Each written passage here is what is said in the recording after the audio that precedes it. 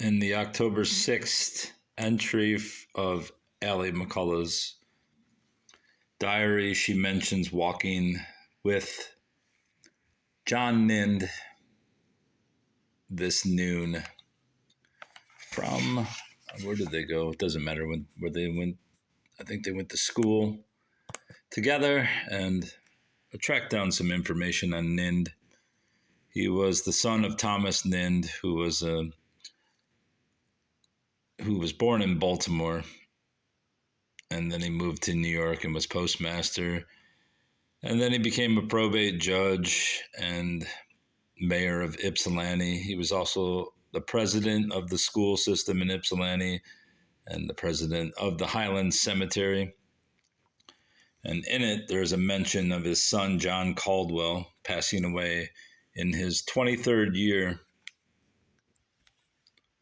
which in 1874 would have made him 17, the same age as Allie. They're both buried at Highland Cemetery. It took me a while to find out what happened to Caldwell. John Caldwell Ninde says he was a young man of great promise, was at the time with the brother of his mother, Dr. Charles C. Moore of New York. I tracked down his obituary. He was in Elizabeth, New Jersey, June 28th, 1880. He died of congestion of the lungs. Obviously, his uncle was a doctor, so they probably sent him to him to elicit a cure. And then there was a memorial printed a couple weeks later. From his early childhood up, he was an attendant upon the Sunday school, a diligent student of the Bible. Such young men living were valuable members of society, and dying leave fragrant memories behind them. The faith in Christ gives true nobility to character and the priceless boon of a blessed hereafter. I mean, is it possible that he contracted tuberculosis from Allie? I mean, it's not impossible, but considering her own sister, Marion, also died of consumption. Then, while searching for more information on the family, there is a street in Ypsilanti named after the Ninde family. And in 98, I believe, what would have been his stepbrother from Judge Ninde's second wife shot a girl named Millie Young in a dining room at the Hawkins house there in Ypsilanti. The story goes on, and I thought I'd come upon an uncovered story, a lost story, but the Ypsilanti Gleanings from 2021, which is done by the Ypsilanti Historical Society, already has a write-up about it by Janice Anschwitz. So yeah, they write about it, and that the girl, what's her name, Millie Young, Hawkins was the name of the establishment, had befriended him because he kept following her and her sister when they went for walks down the street, and she tried to cure him of his alcoholism.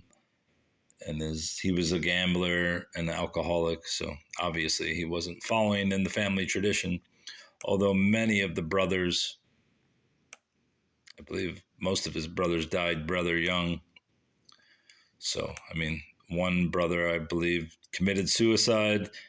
His half-brother, who I don't even know that he knew, he must have known him for a few years, died of congestion of the lungs, which to me sounds like tuberculosis without saying tuberculosis.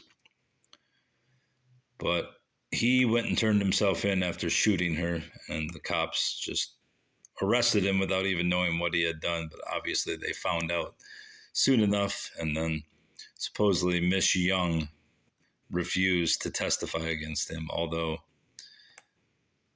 it's believed that she would have testified, since she mentions in this article that she wanted him to go to prison because anyone who could have returned her kindness to him with a gunshot wound to the chest, where apparently it hit the corset and saved her life, though she was rather injured, that anybody who could do that to her deserves to go to jail and stay there.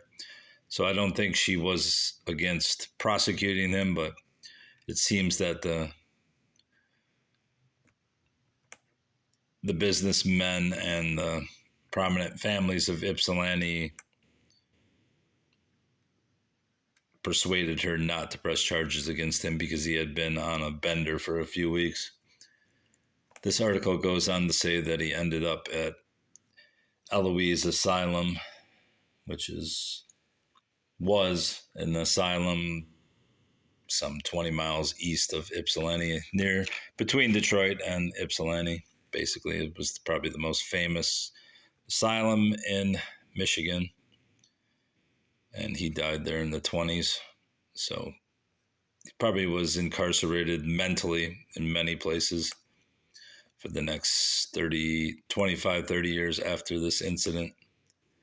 But it's rather interesting that the judge, well-respected man, and the rest of his family, not so much, which would probably explain why,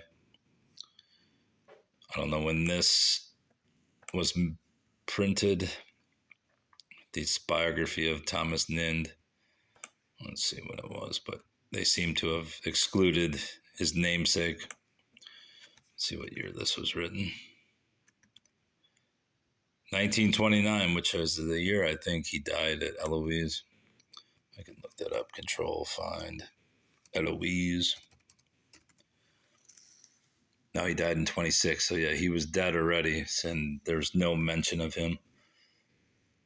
The infamy he brought to the family. So yeah, they've basically whitewashed him out of the life of the family, the prominent family, and both Allie and young John Ninde died before the